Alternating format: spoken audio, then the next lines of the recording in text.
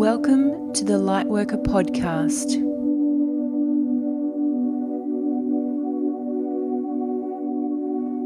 I am your host, Natalie Grant. I am a Lightworker, a meditation facilitator, Reiki master, and a health and wellness enthusiast who thrives on helping people. Connection is my superpower, and I just love bringing people to a space where transformation can occur. Are you looking for information on being a Lightworker? Are you a Lightworker and just love collecting knowledge from other Lightworkers? Then this is exactly where you need to be right now.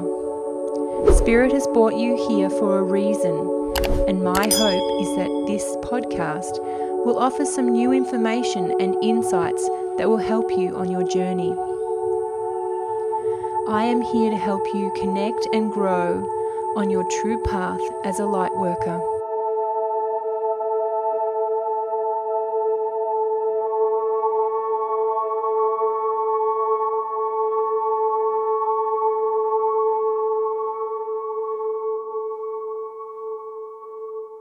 Too, because I need to record it with this one as well. So we've just missed that on the audio, but that's okay because probably really good. Opening it up, swimming in, having a little bit of a massage. Yeah, there's nothing. I'm not opening anything. No, not at all. And it's external. Everything is external. Yep. Yes, and it is the most beautiful experience as well. So we've known each other for a long time. Mm-hmm. Before you were a womb massage human and all the rest of it, you've been running retreats for years, and we've been in each other's ecosystem for a long time. Yeah. And we always have interesting conversations when we get together. I love our conversations now. I love them. So I thought this could be fun. Yeah. Let's definitely. just sort of get here and share. So if you would like to start by giving us a rundown of, because I know recently you've gone into a physical shop somewhere. So yeah. If you want to give us a rundown on like what is Tanya doing these days? Okay, so Tan is doing, as I have been for the last 7 years, I've been a womb hara massage practitioner. Yes. And what hara is it's the space that's below the navel in the pelvic area. So men have haras. We all have haras, but men call theirs haras because they don't actually have a womb, just in case anyone didn't know that. Yeah. But we have a way of being able to suppress a lot of our emotions, and they get stuck in like a stagnant energy down in there. So what I love is that this massage releases or supports the release of that stagnant energy that we create in our somatic nervous system or our central nervous system. So it's a beautiful front and back massage, and it's about creating connection, or the intention is about creating connection and clearing out the way between, so we can drop out of our heads and operate out of our beautiful heart and womb space, because that's where magic happens, when we can surrender into that. It also brings back our sense of self and our sense of identity, and our belief systems get revealed. And so what I also do is support women in the hand holding of that afterwards, if they're willing to. So we just meet up and we have one-on-one sessions, and we just get curious with what's coming up and how we can take personal responsibility for that. And obviously with women, a lot of it creates a lot of challenges within our cycles, our hormones. So which is what got me into it in the first place. Yeah. Got me interested in the first place, because I had a lot of my own going on. And that's what happens, isn't it? We're looking for solutions for our own situations, and then it leads us down the path of learning to build the skills that are going to help us in our own reality. And then we realise we really need to share this with someone, or people, or more than one person. And then you do share, and then they get a result, and it's like that ripple effect then happens, and then it reaches the broader audiences, which is so good.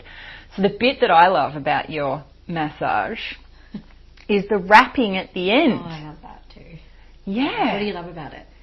It's just secure, security, safety, which are, as we discussed before we started rolling, really core needs of mine.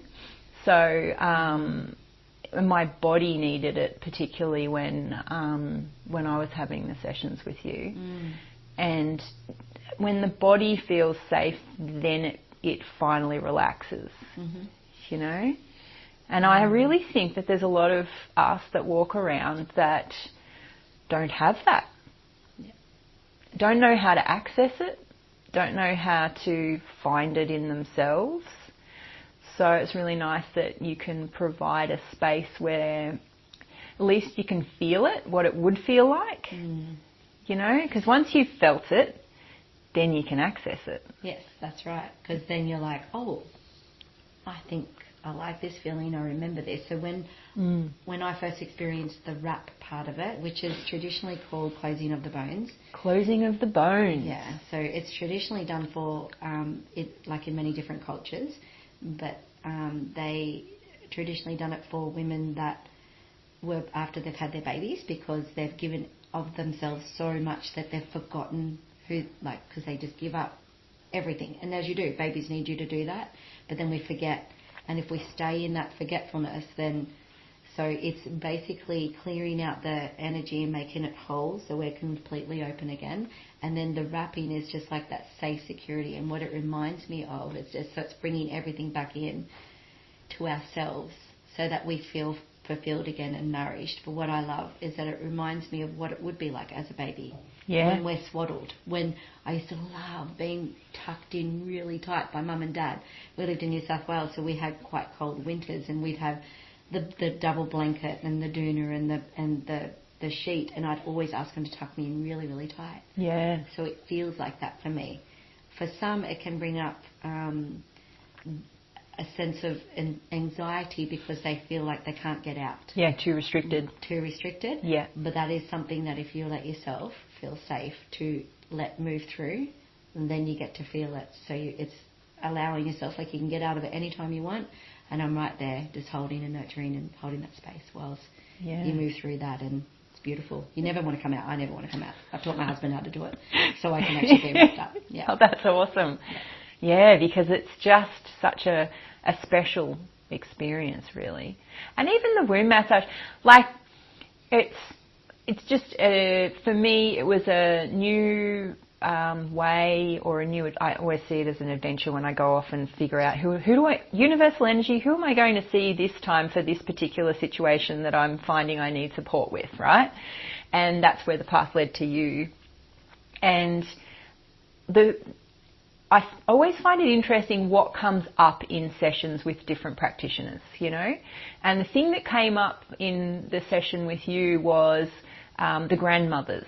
Mm-hmm. They were definitely present, and it was working with both mother's side and father's side grandmother energy. And it was just a really beautiful acknowledgement of them, you know, and of their contribution to get me to where I am in my life. Yeah. So I suppose in every session, probably like Reiki, it's just a box of chocolates. Absolutely. Can go anywhere. People have anything come up. Yeah. And it is just about observing that, feeling that, and allowing it. Yeah, absolutely. And for me, I had to we talk, and you hear a lot of language around ego. And I remember when I first learnt this modality, I was so wanting to get it right for everybody. And I was like, what if they don't get what they need? And then I remember one day that a particular person came, and they were, she was a psychologist, and she was, I don't like anything feminine. I don't like the dog. I don't like anything. And I was like thinking to myself, oh my gosh, she's not going to get. And then I remember just surrendering into going, well, it'll be what it'll be. And I feel like I can remember the thought or the feeling of my ego just stepping outside the door and allowing it to go. And she had the most phenomenal experience that it blew her out and me. Yeah, and I just wow. held going, it was phenomenal. So yeah. Everybody is different at different stages, and it's so good for everyone. So beautiful. I love it. Yeah. Yeah. Because it is a thing, the energy does get stuck in the physical body. Yes. And the physical body holds the memory of it. I mean, there's a book, I can't think of, the body holds the score or whatever. It's true. I mean, we see that in Reiki sessions all the time. You would see it all the time in your sessions, is that the physical body actually needs our help. Yes, it does. It really needs us to give it attention, to show it that it's okay to feel whatever it needs to feel. And for us to actually take a step out of our busy lives, to make time for this kind of thing. Yeah, but it feels scary for some people to do that because they don't know who they're going to be if they are not holding on to all the things that are stuck in their body, emotionally and physically. Yeah, it's interesting, isn't it? Yeah. It is, and I actually have some women that show up going, I don't even know why I'm crying. It's like, it's normal. This is good. It's the process has started that you're actually starting to release, and it takes great courage to do anything. Yeah, any it does. kind of where you're not. If you want to be on a go, which was me, go, do, give over to everyone else. I'm a recovering people pleaser, and I've had to go through, and it's taken great courage to step more and more because I didn't know who I was going to be, and how anyone else in my life was going to be with who I was going to be, all those things. So, but what I found was, like, it's our central nervous system, which starts from underneath the bottom of our skull, right down to our coccyx, and we go into fight or flight every time an emotional or traumatic experience happens. And the more that we don't allow ourselves to feel and find what that need is, or we just push past it and go, I'll deal with myself later, and it gets less and less, and then that's where it starts creating the challenges, like stuff with our cycles and our hormones and weight issues and sleepless nights and all the things. Yeah. So, because that definitely was me. So tell us about what your story of awakening is. Like, what was happening for you before you were on a spiritual path? I was very, like I said, like I would go and do for everybody and say yes to everything at detriment to myself. That I can to put yourself just dead last. Yeah, all the time. Yeah. And would just want to be fun and happy and love and positive, but that would be also me being very reactive in when things weren't going my way. And thank God my husband loves me dearly, and we have that, because I look at times and I go, phew. And I'm pretty sure a lot of women can relate that we feel like we're bitches when we can, because they're the safest person to do it with, right? Well, they're the person that, you know, if they're a husband, they actually vowed to be that person, you know. So when I first moved to the coast, which was about 11 years ago, I'd already done some coaching with a friend that had asked, she was learning the coaching, and she'd asked if I could be her guinea pig. Yeah, cool. And so that was just before we moved, that was my very first, having a look at me in a different perspective. And then when I got to the coast, I was like, okay, I feel like everything looks like I had like a really high-paying job. I had my home of my dreams, my husband, I had the love of him, I had 3 healthy boys. Life looked really, really good. But inside, I did not feel like everything was really, really good. And I then made myself guilty for that. Because then I'd look at everyone doing the work and going, well, my story isn't big enough. And you're just comparing yourself. Yep, totally going, no, I should be not feeling this way. Yeah. But isn't it a weird mechanism that women particularly, I mean, look, let us know if men are going through this as well, because totally open. Yeah. But it is a thing that women do, is you're struggling, and then you're looking around for understanding, and then you're just comparing yourself to what looks like on the surface everything's fine, everyone else is dealing with this, and then you're sitting there going, well, why am I not? Yeah, and feeling like a piece of crap because I had so much of what I thought I would make me happy. Yeah. And what other people looking on the outside in would want as well. Yeah. How dare I even not be happy with that? Yeah. So I pushed through, but I did I started embodying healthy, clean eating and clean ways of being in the house. So I did Kim Morrison's essential oil course, which was more about self-love. Yeah. Which then again gave me more of a look in. And then I realised there was a lot going on. So I started seeing that I had big challenges going on in my cycles as well. Both my mother and my grandmother had hysterectomies. Yeah. And so they made me believe, my mum made me believe that it was hereditary and it was time for me to go and get one as well. And there was something in me that I went, no, that's not the right way. There's got to be something more underneath that. So I've been on that big, beautiful journey of the personal growth. At the same time I was learning the womb work, I did the womb massage as well as a complementary thing. And then I got invited to do the inner child stuff as well. And I didn't know at the time that they would cross over.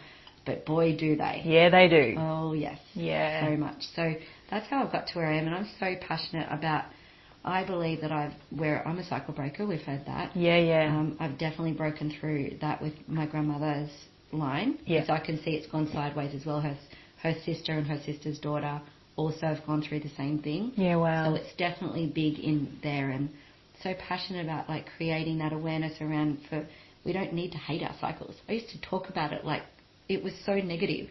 Yeah. It was disgusting. It was a pain in the ass. It was like, oh, the monkey's nose is bleeding again. Like that was the way that we used to talk about it. The monkey's nose is bleeding. Oh, the Russian army's invaded. Oh my God. Isn't that right? Like that's what because it was just so negative and destructive. I would have to say that it is, a woman's cycle has been, ostracised, demonised, made a bad, dirty thing. Yeah.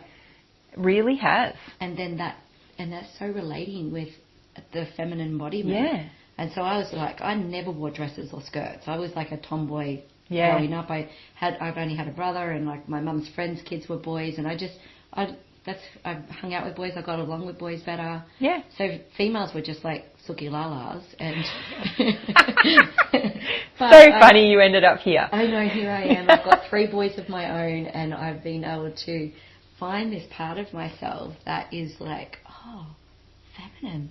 Yeah. It feels nice. Like having long hair. Like I had pixie short hair when I started doing the work. Yeah. And then I'm like, I want to feel that. Yeah. And it's been such a beautiful journey over the last 10 years to get to where I am now. Yeah. I love it. Yeah. Yeah. So, difference between the old Tanya and the new Tanya? Well, I believe that there's still big parts of her that's still here. Well, all of her is here. Yes. But I don't diss any part of her from the time that I really look back at the way that I would show up in life unaware. I used to like go, oh, I'm not that person.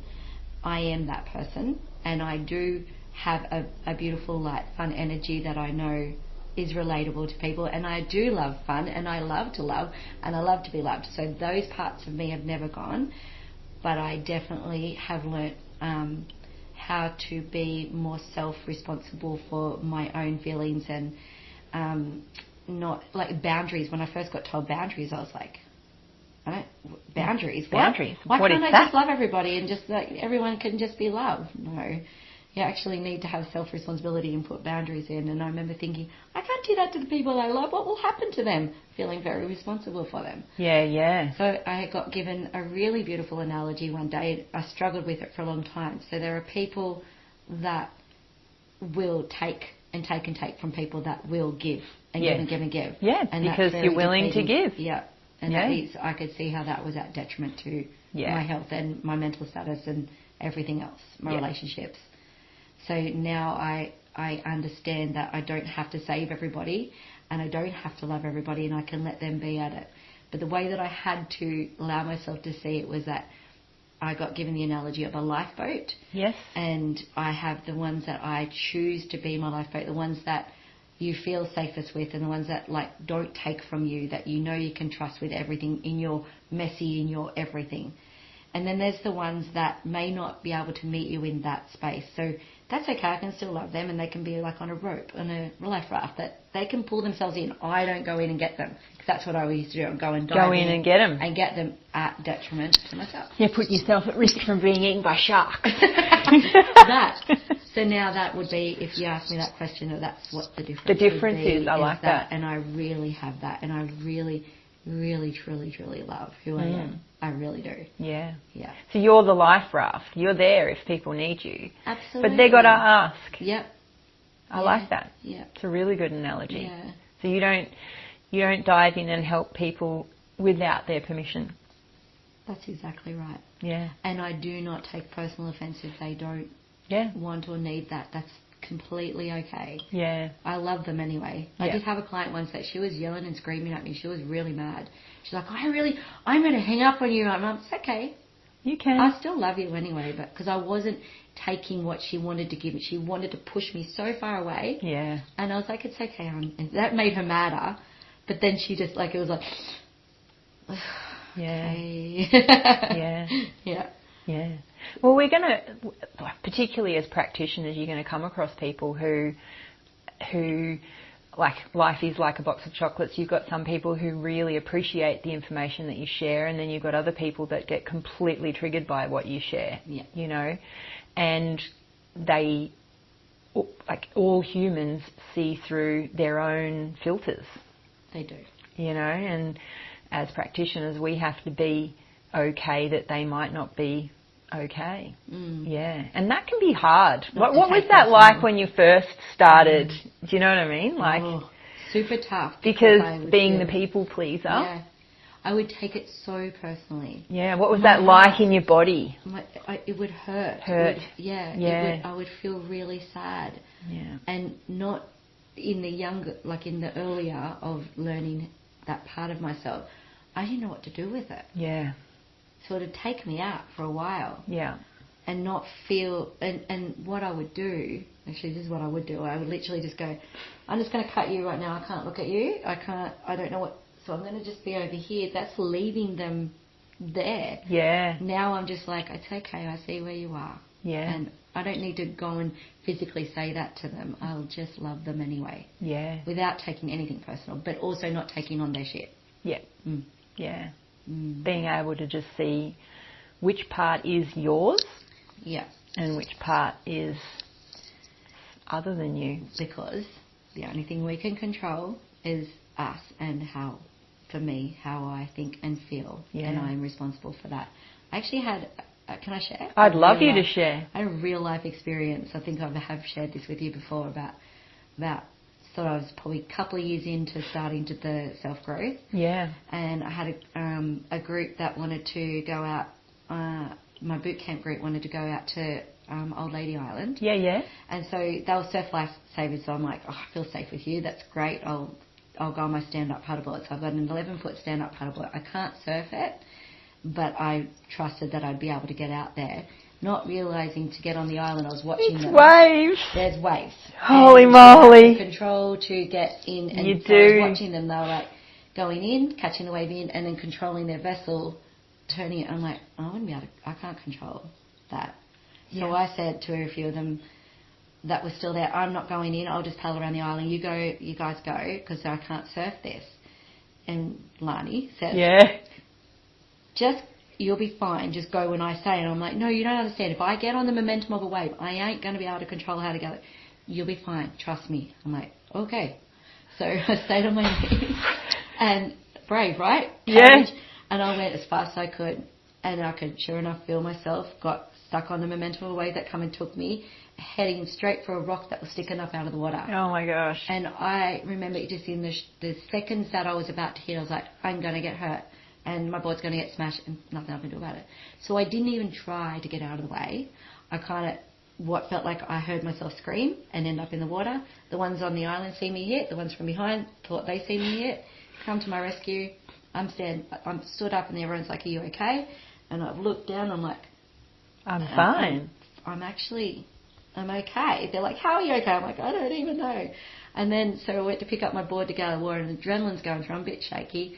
And right behind where that rock that I apparently hit, there was a $50 note stuck under a dry rock. And I was like, what? on an island in the middle of, how does he, so everyone's like, what? So the metaphor that I have taken from that what have you taken from that? It's the best. Because I was this. Every time I try and control what's happening outside of me that I can't control, I get hurt. So I just surrender and I give it over to love. Yeah. Or I give it over to God, whatever you want to call it. Yeah. I not only will I not get hurt, that I will be gifted opportunities and possibilities like I did with not getting hurt and finding that $50 in real life. That's what has happened. That is, I would say, complete truth. Like, it's actually insane to fight what is. You know, the only person that you're hurting is yourself. Yeah. Doesn't mean you have to like what is, but you kind of have to figure out how to navigate what is. It's like you can't keep hiding over here like you were doing, going, oh yeah, there's conflict over there, I don't want to look at that, and pretend it's not there. And wait for it to resolve itself with someone else to fix it. Yeah. I don't want to do it. Yeah. You actually need to meet it head on and just go, well, this is what's happening. This is the truth. And I did. I was hitting that rock. And so to use that in life. And so I quite often, maybe I might not catch myself in enough time and I'm hurting. And so then I'll go, okay, where did I try to control this? And then I go back to seeing the self-reflection and take personal responsibility for that. Yeah. And then give it over. Yeah. Okay, great. Here I am. Yeah. Yeah. And every time you learn something more about yourself, don't you? So much. Yeah. So much. What you've got the capacity of. You think, you know, you have a big capacity, but you've got an even bigger one. Well, I don't think we can take everything in one go. No. That's why it's been an ongoing journey. Yeah. From when I've known you, even yours, like what we've been able to witness in each other. It's been amazing. Yeah. You know? Beautiful.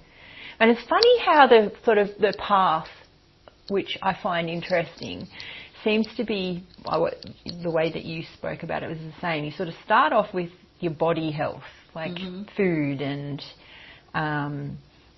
you know, what am I eating and gut health and what am I using on my skin, which is the class you did with Kim. And you sort of then progress into, well, what else is there? And, you know. Because it opens that space. But if someone had said to me, right now, in order for you to move forwards in life and be happy, you have to go and look at your what you're putting in your body, what you're physically doing, and also your mental status, all in one go, and have it done like yesterday. That. Yeah. It's overwhelming. Overwhelmed. Yeah. Totally overwhelmed. And one of the things I witness, which you'll probably witness too, is like when you are meeting with clients that they want it done yesterday, and they're just right at the beginning. Yeah. You know, and then they're upset because the bit of work that they're doing isn't happening fast enough, you know? And so when that happens, what's your advice? Being that you were there, I mean, I was there, what would you say?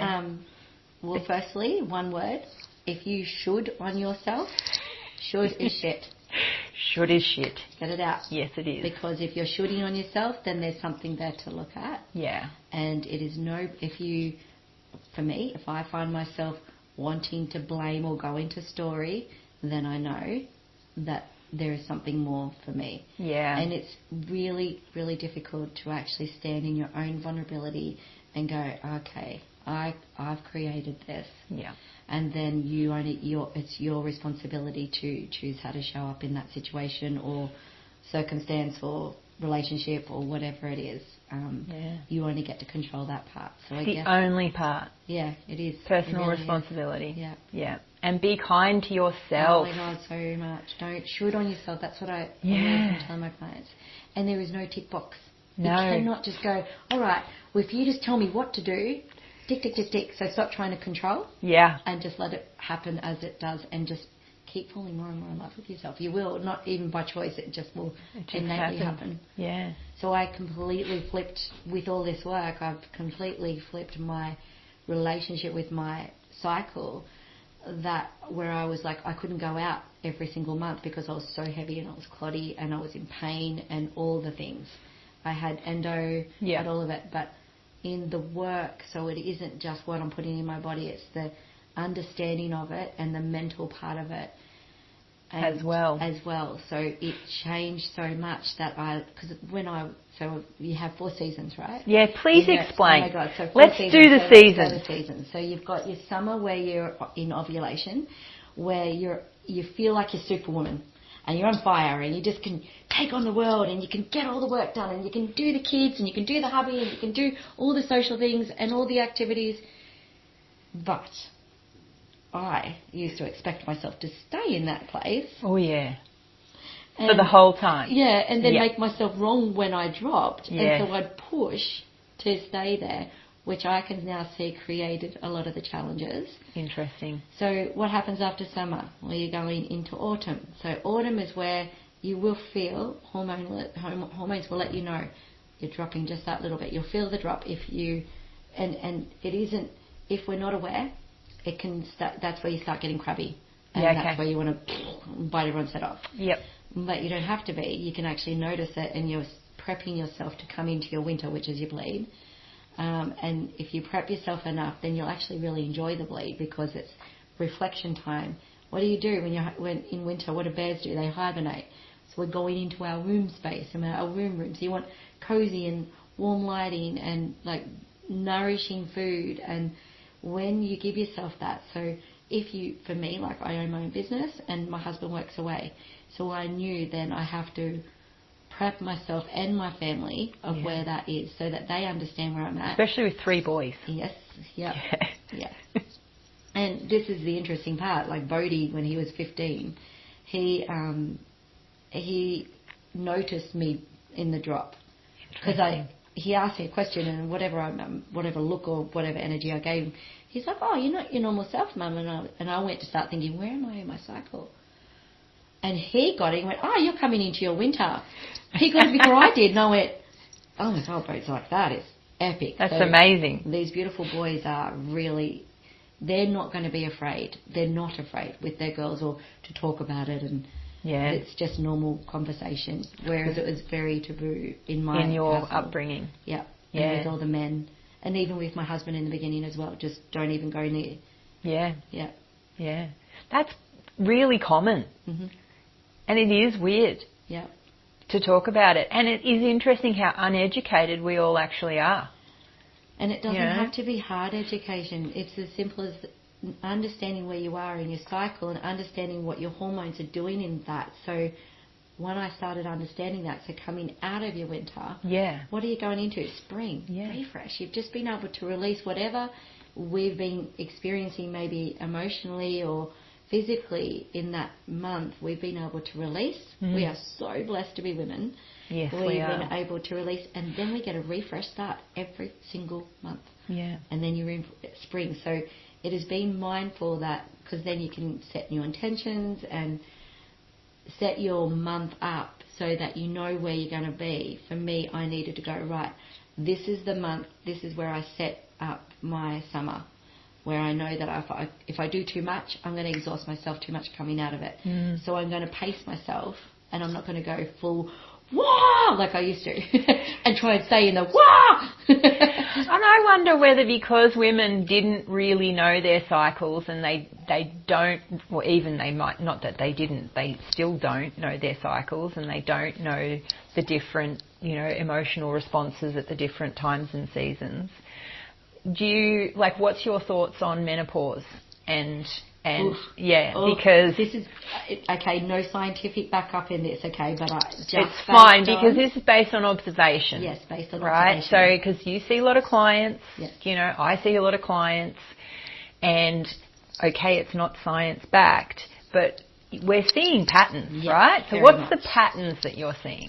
Okay, so I believe that based on purely myself and then the women that I've worked with, that if we have no awareness around our cycles and we have that resistance to it, which is generally a reflection of how we're doing the rest of our life, that if we keep pushing past it and not connecting in with that part of ourselves, that when we get to the menopausal stage of our life where everything is changing within our bodies, and because our eggs are no longer needing to be fertilized and all of that, that it everything that we have suppressed or not looked at creates the challenges like sleepless nights, the sweats, and if we meet that with resistance, I'm in the menopause and I'm going through it, and you blame. Yep. I've got to go to the doctor and I've got to go on this and I've got to... No. Just the same as your cycle, meet it where it's at. The same as like any emotion, meet it where it's at. Allow it to be and move through, not resist. So I feel like the more resistance that the women have had, or they've had closed off to in that part of themselves leading up to menopause, I believe it makes it much more difficult. And now I'm getting the same observations. Yes. So I'm now pretty much 12 months to date with no bleed.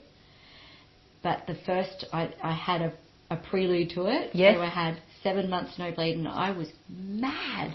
I was like, really? Yeah, because I felt ripped off, because I'm like, I've just fallen in love with my cycle. Right. And so the bleed was my representation of what giving me, I needed it for the excuse to slow down and be all roomy and let myself have the nourishment and the reflective time. But see, because my observation is that just because you stop bleeding doesn't mean that your cycle's not the same. I worked that out. Am I right? I did work that out after the first time. Yeah, okay, good. Yeah, but I got to release that. I got to see where I was still in that. I was like, oh. Yeah. And I think I was mourning the fact that I didn't get to love it for as long as you could have. I could have. So that's why I'm really passionate about doing this work. Yeah. And now this time round, I'm not resisting it at all, not any part of it. In fact, it is beautiful, because I do not need anything to tell me where I am. You just know. I just feel it, and I just know. I notice when I'm starting to go into, and I'm like, oh, okay, that's where I would be. But if anyone was wanting to learn where they're at, I just encourage to every single night write down in a calendar what happened for you, what you felt like eating, how you felt about things. Yeah. As soon as I'm eating chocolate, I'm like, oh. Yeah, when you're craving that extra sugar. Yeah. And then you get a choice then. You go, I'm craving sugar. So then you want to choose a healthier way. Yeah. Then go make some yummy dates with peanut butter or whatever, but not having the bad chocolate, having the good chocolate. Yeah. Still giving what you need, but in a healthier way. Yeah. There's always a way, but it is interesting just to get in connection with that cycle and the benefit of it. And then what are your thoughts with when you do go through that crabbiness, right? Is that because you've been shooting for most of the month? Absolutely, 100%. That's what I think. Yep, absolutely. Instead of honouring, because you've got a greater capacity to just put up with stuff when you're high frequency and all the rest of it. As soon as you drop, it's like my capacity's out the window. But what if that's the reminder of, well, what if I did just honour those feelings throughout the cycle? Would that drop be as crabby? Absolutely, it does. I've proven it. Have you? I've proven it, exactly. If I can just let out, just speak your truth. You can say it without making someone else wrong. Yeah. Honouring what's alive in you, and you do it throughout the month rather than just bottling it all in. I have to say, and I mean, my family would be able to attest whether that's true or not, but in myself I feel like, because of the regularity of just sharing now from the heart space, there aren't those real frustrating times of the month. No. Yeah. They're nowhere near as what they used to be. For me, if I do ever feel like I'm getting to that crabby part, I'll actually be able to reflect of like, oh, okay, the boys really wanted me to go shopping with them and get the things, and I really just wanted to stay in my still space. Yeah. But I gave over to their need more. Yeah. So again, I fell into Which is a mama trap. It's a mama trap. Yeah. And it's not to make myself wrong for it, but to recognize, okay, I really should have just said, you know what, boys, this time Mummy just needs a space and you guys can go and do, or we can do it another day. Yeah. Or I could get somebody else to do it for them, whatever it is. Honouring myself rather than making myself having to be the one responsible to do it, and then I'm putting myself last again. Yeah. And then I also noticed too, like sometimes, obviously, boy household. Yeah. Very loud, rambunctious household it can be at times. And sometimes it's just so much, and I will just feel like I need to retreat to my space, or if I've created a nice little space in my room. Lovely. It just feels so lovely, and I can just go there. Yeah. And I can just say, hey guys, you go for it. Go if you like, be as loud as you want. Instead of making them wrong and getting crabby and yelling at them for it, I withdraw and take myself off. It's beautiful. I'll lay my Shakti mat, or I'll play some meditation music, or some whatever I need. And that is a completely different approach to parenting. I don't know why that's just come in, but it must be something that we need to sort of say. Let's talk about that. Right, is like when the kids are serving up challenges, let's say. Because they do and they will. Well, I believe that's their job. Mm-hmm. You know, their job is to show us as the adults the things that we're meant to look at, the things that we're meant to give attention to, but not to teach them. No, to go in and learn what's going on for me, you know. And so even just you saying that, you know, you realised that you needed to do something for you, and actually just taking your leave to do that. I mean, I would say there's a lot of people that don't do that because they should be the parent and they should be teaching the children. And that will bring up a feeling of guilt or shame that they're not being the best mum. Yeah. Then they'll, if I was to embody that, then that's going to be giving it to them. And they're going to feel it. Then they're going to make it their own belief system, and then they're going to grow up and say, no, this is how I do now.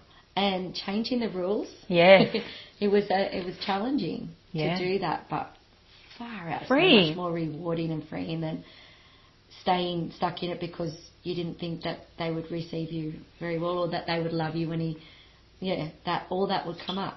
Well, they won't love me as much if I don't do it for them. Yeah, interesting. So that was the head chatter. Yeah. But no, they love and appreciate the 15-year-old. Oh, you're coming to winter. And then I teach them and I ask, is it okay if you make me a cup of tea? They are so much more, it's almost like they've organically fallen into that space with me. Yeah. You've allowed them to do something for you out of the willingness of wanting to make your life more wonderful. And me allowing that. Instead of the should. Even if it wasn't a cup of tea how I would like to make it, letting them. Yeah. Oh my gosh, and as men, like as boys, they puff their chest out like, I get to do this out of freedom, not obligation or yelled at to do it or feel guilty or whatever. Yeah. It gets a completely different result. Totally. Yeah. It's good for everybody. It's good for everybody, but I think the tricky part is working out how to transition from the way it's been done to the way it can be done. Yes. And so that comes back to this. I was going to say, for you, what sort of parent were you before your awakening versus after your awakening? Oh. Because you would have had kids kind of both sides of that. Yes, well, ask my eldest, because there's 6 years between him and the next one, and he is constantly reminding the other two how easy they have it because they've got awake parents and he's experienced both sides. Yes. It's really, really interesting, but it brings up great conversation and observations of that. And so we communicate differently now, because before it would be like what we've learnt from our parents, or the way I would look at it, I'd look at other way parents were and go, oh, that's how I'm supposed to discipline my child. Or to get what I need to do this. The social standards, Yeah. So, and it plays out in their family, like, so I feel like this must be what is going to come up. So my eldest, he's done a lot of personal development work, so he's got an understanding, but we've been having some conversations about how it still shows up in his life. So when he was 6 years old, I was almost 6 years old, I was heavily pregnant. Yeah. And he obviously his needs weren't getting met. Yep. And my needs weren't getting met. So we were butting heads. And I was getting mad because I was feeling disrespected or not getting what I needed. So do you know what I did? I cried and made him feel like crap, which then made my husband go, oh, you made Mum cry. And so put him outside. Yeah, I know. and held, like, locked the door in the dark. Yeah. So now, like, he can see how we play that out in our dynamic, like, and how there was a wound there from to heal for his dad and him. But we were having a conversation about it the other night, and I said, you know, sometimes, like, you just feel like you want to give everything to the women in your life. And I said, so you now know that you don't need to take that. It's not your responsibility, but because what it would have created for him is to feel like, God, if I don't make her happy... Yeah, she's going to lock me outside in the dark. I'm going to die, because it would have given him that sense of feeling I'm going to die, and it's the scariest thing he's ever felt. Yeah. So he can start seeing how in relationships with everybody, men and women, where he could go to, where he stretches himself over too much at detriment to himself, but he doesn't believe that because it's the feeling he doesn't want to feel. He's avoiding. Yes. So yeah, it's really cool. So with Bodhi and Kai, much different. Like, we communicate. So when challenges arise between us, so Bodhi and I are very, very similar, and we would be like, we used to butt heads. And it's like, it would all be, because the emotion just kept meeting the emotion. Now what I do is, like, I see the emotion coming with both of us. Yeah. And I will withdraw, or I've taught him to withdraw as well. And then we come back together later, rather than trying to be right in the moment. Yes. Yeah, it's a bit... Because that's the thing. There is no point trying to resolve a problem when you're both operating from your reptile brain. It's not going to happen. It just doesn't work, because it just becomes a game of who's not it. Yeah, that's right. Hand in the back, hand in the back, hand in the back, hand in the back. It's like, no. Because we're not operating with ration. No. You know, it's all just that crazy emotion body response that's just, it's like the toddlers all having a fight. Yes. And I'm not saying I'm a perfect parent. Because no, there are times I don't catch it. I don't think that's even a thing. No, there's no perfect. And I don't even want to, then my kids know it. What happens now, though, is my kids will call me out on it. Yes. Yes. And I go, yeah, okay, got it. Or I'll catch it myself. Yeah. And then I will go in and have a conversation with them about, and when I say cleaning it up, what I mean by that is, like, I apologise for how I reacted in the situation, with no expectation of how if they don't say sorry, I'm not doing it for them to say sorry. I'm cleaning my part. I apologise for how I reacted, but however, that behaviour is actually unacceptable and how I would have liked, and so we talk about it that way. So now they do that too. Yeah, they have that reflection. Yeah, it's really interesting to consider that we are role models as opposed to parents, and really the kids learn the most by observation of how you deal with things versus what you teach them. Yep. The big teachy bit is just like, you're just white noise. Yeah. and I think if we try and do it how we think we should do it, that's outside of ourselves. Yeah. We're missing a whole part. And for instance, the youngest, I had this realisation that I was taking that power away from him when I knew there was something wrong with him, and he wouldn't share. And I'd say, hey, what's going on? And he goes, well, nothing. And I'll go, oh, come on. And I literally will keep going until I pull it out of him. Then he'll share, so that I can support and hold him and be the mum and give him whatever. And then I realised what you were doing. And it was interesting because he noticed it. Like, I'd been away for a week, and I'd come home and I'd said, hey, bud, like, are you okay? And he's like, yeah, I'm fine. And I went, okay then, well, I'm just right here if you need me. And walked out.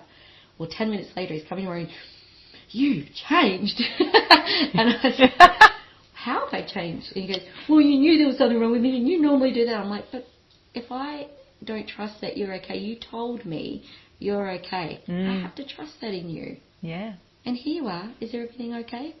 Well, I just missed you. Oh, okay. Well, come here and I'll give you... What would you like? A hug? Yes, I want a hug. So it was really cool to see that, what we do to our kids, what we think they need. Yes. It's just letting them be. It's asking a question too, and allowing them to answer, and not trying to answer that question for them. Yes. And like, if it means that we have to just pause and be quiet while they're still trying to work out and form their answer, you know, something that Well, that's gender-based, isn't it? Well, it can be. It can be a mummo-felt space. You know, like I think a lot of, with mums, we're quite telepathic, yes. right? So we can already know what's going on. But that's not helpful for the child to feel like they've got autonomy over their own experience, you know? Mm-hmm. Like every human on the planet wants to feel like they're in charge of themselves. And mostly because of the way that the world works right now, that's not encouraged. Mm. And even if you want to encourage it, you don't even know where to start, you know? Absolutely. It's a challenging one to be. Yeah. But it does come down to, I think, just asking a question instead of telling. Yeah. Or because it can come across as judgment and then makes them feel not enough. Yeah. Yeah, I've done that one. Yeah. Yeah. And also that, you know, if you need me, I'm in the kitchen, or if you need me, I'll be whatever, and no, I'm here, and just reminding, you know, that you're there. I know for me that there's a lot of things that if I had have known what I know now then, gosh, it could be a different experience. But I'm grateful that I had some level of awareness when the kids were little. I didn't have the awareness that I've got now, but I definitely have an understanding that they needed, to be able to be who they are now, they needed that experience, you know? They needed that so that they could build themselves into who they're going to become. Yeah. So I've definitely become peaceful about the things that I would judge were wrong, you know, about the way that I handled certain situations when they were little. And I think that's important for us as humans to really be self-forgiving. Yes. You know, like, absolutely. Because if we don't forgive ourselves, then who is going to? Well, and so if we don't, then they're not going to either. No, it's just modelled. Yeah. Yeah. Yeah, just letting them be. It's just been an interesting. There was something that come and went then. I was going to say. Yeah, mustn't need to say it. No. Yeah. But it is interesting. I think that the conscious parents. One of the things that I'll say to people is, if you can make peace with it, you're going to stuff your kids up. That's what I was going to say. No, I would normally say the F-bomb, but I'm going to try not to say that on here. That's exactly what I was going to say. But if you make peace with, no matter how perfect you actually think you are as a parent or want to be compared to what you were raised with, your kids are here to find fault. Yeah. They are here to make you a better person. They are here to push that boundary and challenge us and to ensure that we are role modelling behaviour. Yeah. You know, and changing, because the way that we have been with other humans up until this time on Earth right now, which we are headed into a big shift, consciousness shift is happening. It's here whether you like it or not. Yeah. It's either get with the program, I don't know what, but it's going to be rapid. It's happening rapidly. But kids are getting or being judged as more unruly, harder to deal with and all the rest of it. It's because they're not creating the world that we're leaving. They're creating the new Earth. And in order for us to head to the new Earth, those of us that are on our awakening path need to change. Yeah. We need to figure out what we need to change, though, because everybody's individual and need to do things differently, parent differently, do life differently, pick a different job. If you're not happy, it's time to change. Yeah. Isn't it? Yeah. And not judge it. No. Not judge it. No. Yeah, I've seen in myself parenting with my middle one, I found myself still coming from that old belief system of judging him because he's not where I thought he should be and where society thinks he should be. Yeah. Because we've done a little bit different with him, and then I was getting angst about it, and then that was being projected onto him, and he called me on it. Like, and I realised, holy crap, I'm still doing that. Yeah. So They're paving the way. They are paving the way. And let them go. Yeah. Like, there is no one way. Just love them. Yeah. Love yourself, love them. Love yourself and love them. And have good conversations with them when they're not triggered. Yeah. You know, and if you can't have a good conversation because you keep going into blame, shame, guilt, making them feel like they're not enough. Yeah, making them responsible for how you're feeling, get some support, you know. Yeah, definitely. And do some internal work and follow the path that guides you to the right practitioner for that, you know. I mean, my path led me to you and doing womb healing and helping with the ancestral stuff because that really helped the girls. So me doing the work helped my kids indirectly. Yes. So, because the weird thing about this spiritual practice and this spiritual work is that we do the work and then our reality shifts. Yes. And we can't control what that's going to look like. No. It's just trust that it will unfold how it needs to unfold. The only person that we've got to take care of is ourselves in that aspect. Yeah. Yeah. Yeah. And keep honouring ourselves. Yeah. So is there anything else that you want to say about what you think might be important for people to know about their cycle? We've jumped from parenting to cycles to the rest of it, but it's just sort of all ties in, really, you know. So I think that just keep it really simple. Know your cycle.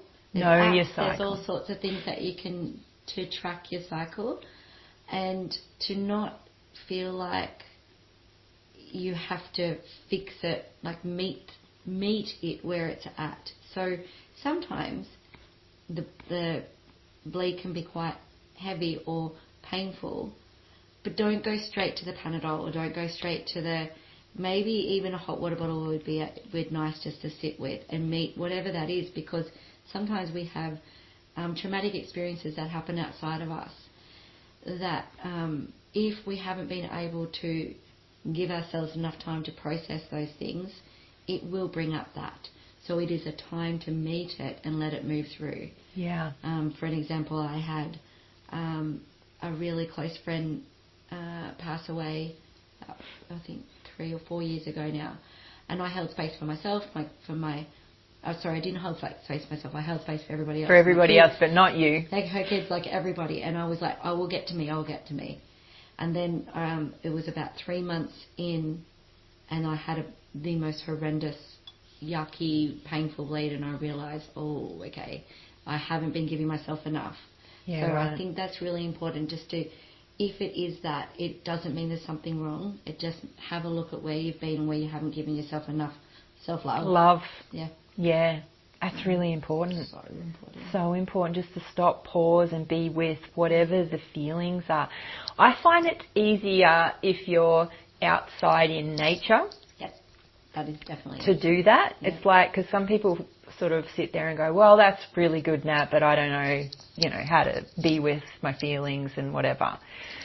So what I will suggest is actually just go and, stand next to a tree or lean on a tree or go bury your feet in the sand at the beach and let the waves roll over your feet and just, it helps you be present, and when you're present you can be with whatever the feelings are that are there, and you don't have to go into any story about being, oh, if I start crying I'm going to never stop.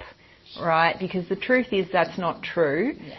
The thing that keeps you in the story in that feeling is to stay in the story. So just be there, and when the emotion comes, feel it, and then go to the sensation of the waves on your feet, or go to the sensation of what it feels like to be leaning against the tree and to breathe in the oxygen that the tree provides. And it gives you that moment to go, I've now honoured this feeling. And now I'm actually in the present moment. Yep. And when that happens, it's like magic. It is. But it's a practice. It's not something that you're going to master in 5 minutes. It's something to try out and do a few times and see. But if you struggle with feelings, then nature's here to support us. Nature is our biggest reflection. Yeah. And it's right there. It can be wild and crazy, and so can we, but it's still beautiful. Yeah. It can be chaotic, but it's still beautiful. Yeah. It can be calm, and so will we. Another little one I would give is if you're just in the moment, you're catching yourself, like what I used to say to my kids, if you see these nostrils flaring, nostrils. you know, Ogre Mummy's coming, right? And then they run, and I'm like, run. Avoid. But now, if I was to catch myself in, say, when I'm getting dinner done, and everything's going on that we can't control, and it's chaotic, and we might become close up to that time of our cycle, is to take one breath, just hold hand on heart, hand on wound, but also you can just put on some music, or even if you don't have time for that, just run your hands slightly up your arms. Yeah. And actually let yourself, what does that feel like? Softly. Soft, yeah. Rip your skin out. Yeah, and it feels really, really nice. And then you go, oh, here I am. Oh, that's all I needed. And then you can keep going. Yeah. They're nice, good ones to have. Yeah, they're good. Because it is handy to have a little bit of a tool in the toolbox. Definitely. To assist, Yeah. And so, is there anything else that you would like to share? I would like to share that it doesn't matter how much work you've done. It never stops. Expect it you don't arrive at this place, and if anyone ever tells you do, they need their head read. They're lying. Yeah, they're lying. So you don't ever get this, and I'm there.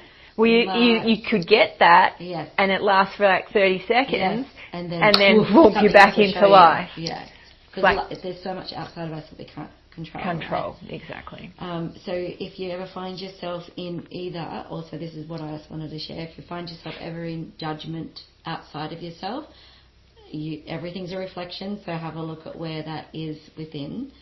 Yeah. And I think my biggest one for me was because I've been, I believe because I've been doing this work, I've got my grandmother to thank, definitely, and so I always thank her for taking one for the team, because she was mentally unwell, and back in the day that was bipolar wasn't even a thing. Yeah. Manic depressant, so her emotions were like this, up and down. Yeah. So when she had to have the hysterectomy, because she bled out twice with my having my mum's older brother, and then got told that if she'd be risking her life to have mum, which she did. So I can imagine back then that they didn't have the awareness that we have now about what we can do with our hormones and emotions and things like that. Yeah. She would have just been told, so I would imagine that her hormones would have been way out of whack. Yes. And she would have been like this. So then she was an array of pills and drugs and pharmaceuticals, all the things, which created her to be very out of whack. Mm-hmm. So she did take her life when I was 15. And she was like a mother to me. She was, because my mum had me so young. And what Grandma used to tell me was, don't ever go to sleep on a fight. That was my biggest one that I remember her. Now, I had a fight with her the day before she took her life. Oh, wow. Yeah. So this has been my biggest awareness. So through all the work that I've got to here, I'm like, I understand that why I didn't like pharmaceuticals, why I don't like really trust too many doctors, why I've dropped into the womb work, but this latest one in the last year was what really got me, because I had surgery because my breasts were quite large and detriment to my physical health. Yeah. But I struggled with it, but I teach everybody to love their bodies where they're at, and so I had to really get to this place of acceptance that this is what I'm going to do for me. Yeah. Well, what was that like? Like you would have had sore shoulders, sore neck, sore back. So much. I was like, I was going to be like, and I even had X-rays done where I could see, I was shown where it was really weighing on my neck and my shoulders, and with the work that I do as well. So I did make that decision to go and do that. I also, when I had Jaden, I had an emergency cesarean and my muscles never went back to properly, so my abdominal muscles were separated. So the older I got, the looser the skin got. So I went in for surgery for those two things. Yep. And I knew going into that surgery that because what lives in our fascia, in our body, is our subconscious trauma. And I was like, what's going to come up? I really felt like there was going to be a lot of things come up in that I may not be aware of yet. So I tried to mentally prepare myself as much as I could. What came up was. I gave myself the softness of the healing time afterwards, and I realised that I would like to go and see where my grandmother had taken her life. Yeah, right. And I wanted to feel her, because I felt like I'd been telling everyone, it's okay, she didn't know what she was doing, she didn't know, she was sick.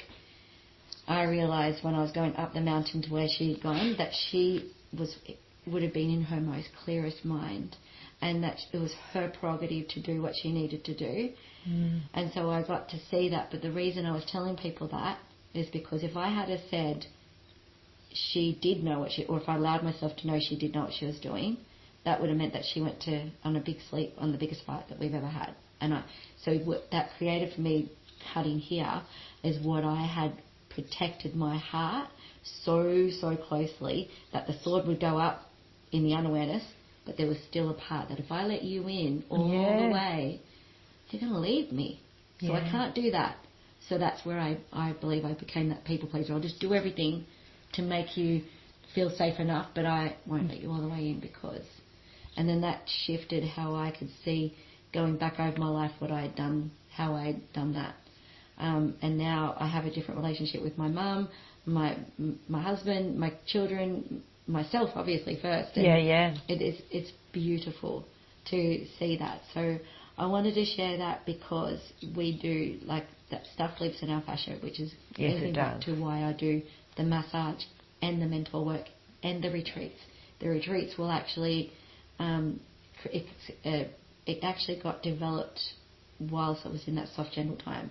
Out of all the work that I've ever done, I could see what we hide in here and here. So it was like literally cracking open womb and heart space. Womb and heart, And so that is what this is about how can we drop out of our heads, come into a safe space, clear out the way so that we can be in forgiveness, in softness, in love, in a safe, nurturing space. And what got me to that. So it's authentically created. And I'm so excited for women to come and join me in that. And if they choose to come and get a massage or have some mentoring or all of the above, like whatever. Amazing. That's huge to have to have had surgery to meet your past, you know, and to really see it for what it is. It's, I mean, everybody's journey on this planet is so individual. You really just can't compare one with the other. It's like a box of chocolates. And it is so interesting what you do learn when you have that perspective, that awareness, the internal awareness. And if you don't have the internal awareness, just even making space for it to let it rise in you so that you can have some understanding. So if someone did want to come on a retreat with you, what would it look like? What do you do? Give us a rundown. Okay, so this one is for anybody that's either right at the beginning of their journey or even if they're whatever work you've done, because I really felt into this. It's like, who is this for? And I thought, would I go to this? Yes, I would. And would I get something out of it? Yes, I would, because I feel like we always get stuff. But it's also such a beautiful, soft, nurturing space to come into where you get to just have... I've created processes and sections where you actually get to reflect on that in a safe, beautiful, nurturing space. So, lovely. So you come, you get to just like connect with other beautiful women that are in the same. We let go of whatever has created us to be here. Whatever chaos was going on outside the world, whatever you had to do, we let go of that and we create the safety container for ourselves, and then we just go through really gentle processes and lovely things that we get to do to reflect on ourselves. There's some breath work, there's some yoga.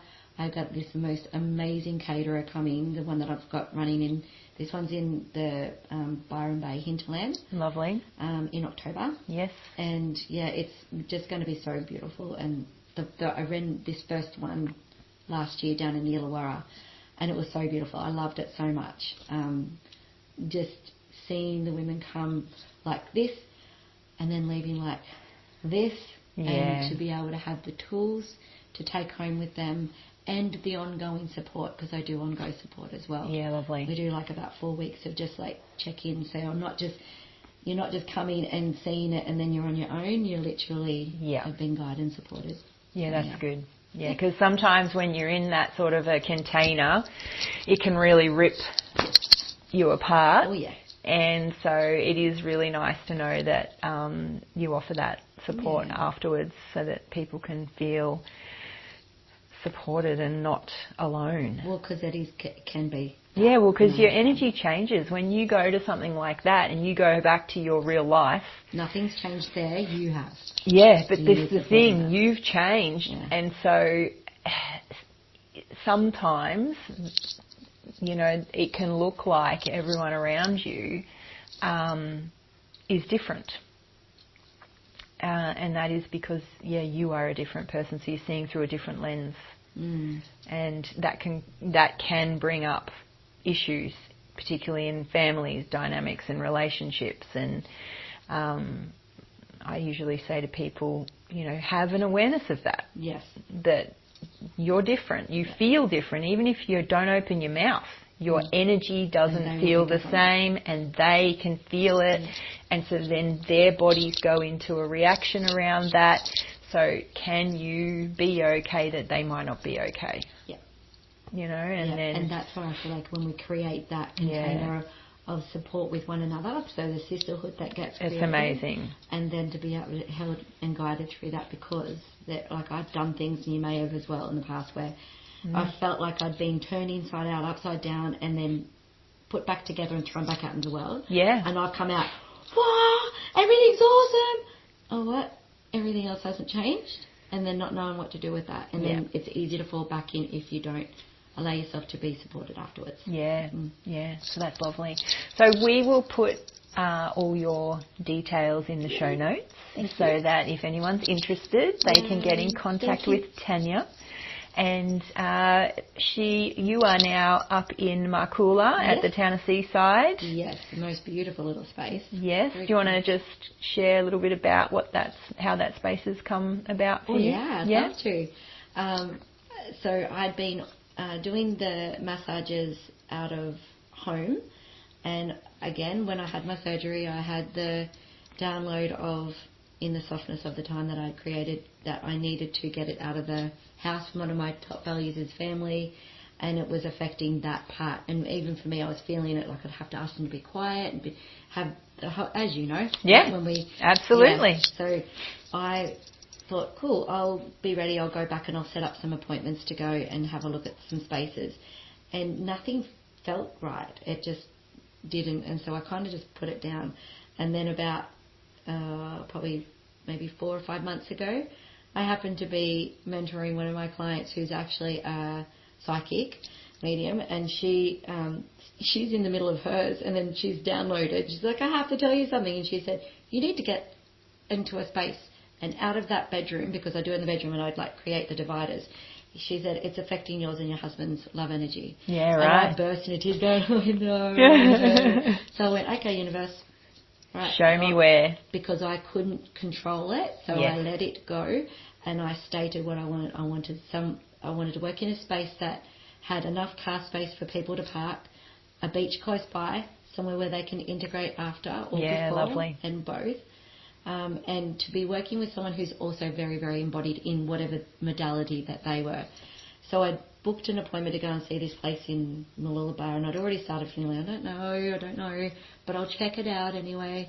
And I went to my chiro on the way to get an adjustment, and I told her, and she's like, I'm opening a space in Marcoola, and I've been waiting for the right person, would you? And we both got goosebumps, and awesome. So I'm now working with the conscious chiro, who is Maddie, and if you need a chiro, highly recommend her. Yeah, beautiful. She is amazing. Yeah. And we just know that the people that come in are going to be healed left, right and centre from whichever way.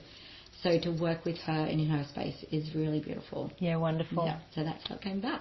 Excellent. Yeah. Well, thank you so much for coming and sitting on this couch with me and just having one of our good chats. The best. And thank you for sharing as much as you have of yourself. Yeah. I really appreciate it.